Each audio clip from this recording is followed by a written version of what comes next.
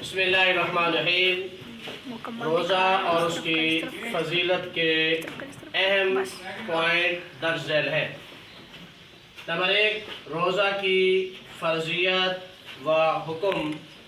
Number 2، روزہ کے روحانی فوائد۔ 3، روزے کا مقصد اور حکمت۔ 4، روزہ سے روحانیت میں اضافہ۔ 5، دعا اور روزے کا تعلق۔ 6، روزہ کے جسمانی فوائد۔ 7، صبر اور تقوی کی تربیت۔ 8، رمضان میں روزہ کا خاص مقام۔ 9، روزہ کی برکات و مغفرت۔ 10، روزہ کا عید الفطر سے تعلق۔